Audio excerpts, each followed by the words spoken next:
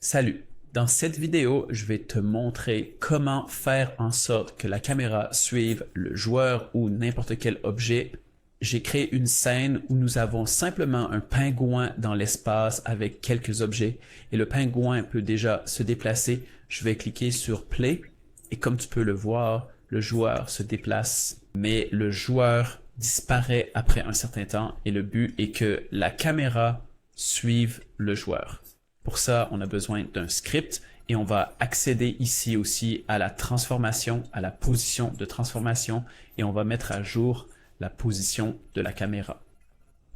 Mettre ici à la position du joueur. On fait un clic droit ici. Allez sur Créer et C# Script et nommez-le simplement. Moi, je vais l'appeler Suivre, peu importe comment je l'appelle.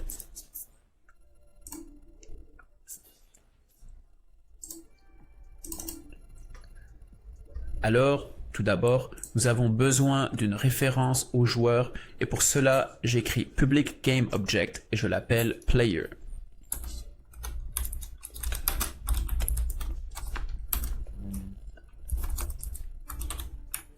Ensuite, il y a le recorder, bien sûr. Cela signifie que nous pouvons simplement assigner un objet. Nous pouvons même le faire directement. Nous allons sur notre caméra. À la prochaine. Clique sur Ajouter composant. À la prochaine fois. Et ici, nous avons notre joueur. Voilà notre Pengu. Je le mets ici et puis nous avons notre joueur auquel nous allons nous référer. Retournons au script. Maintenant, il doit se passer quelque chose et nous voulons que la position de la caméra soit la même que celle du joueur et qu'elle se déplace en même temps. Donc, on met juste Transform ici. Place-toi là-bas. Cela signifie que nous avons accès à la position de la caméra, car la caméra a ce script, et ensuite on les aligne. J'écris Player Ducks ou Point Tracks Point Position.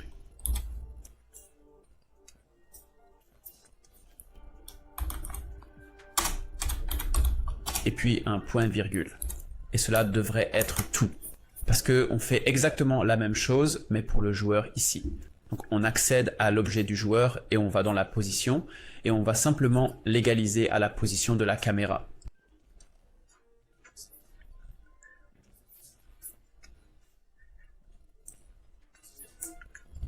Ou bien dans l'autre sens. L'important est de sauvegarder et puis on va tester.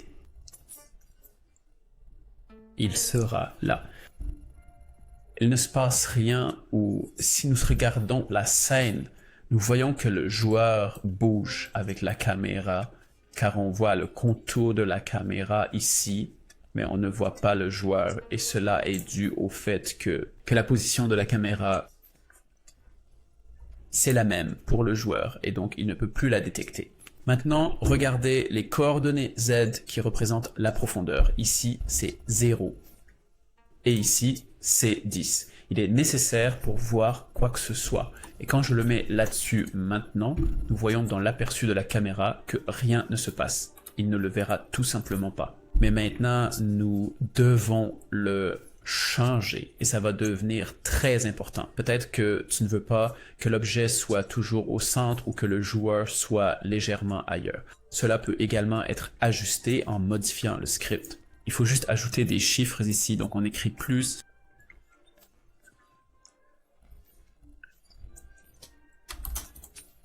Neo, Vector 3.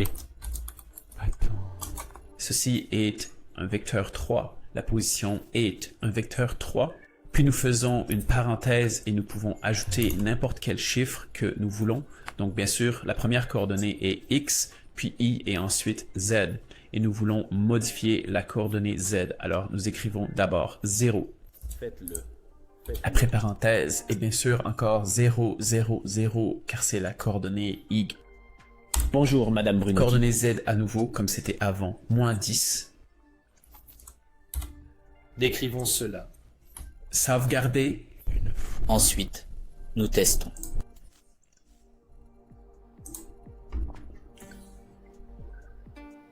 Et comme nous pouvons le voir, tout fonctionne. On peut bien voir que la caméra suit toujours le joueur et qu'il est toujours au centre. J'en ai déjà parlé, on peut le faire aussi. Olaf, monsieur. Pour cela, il faut juste ajuster un peu XX au lieu de Z et tout devrait aller. Merci pour ton attention. Salut!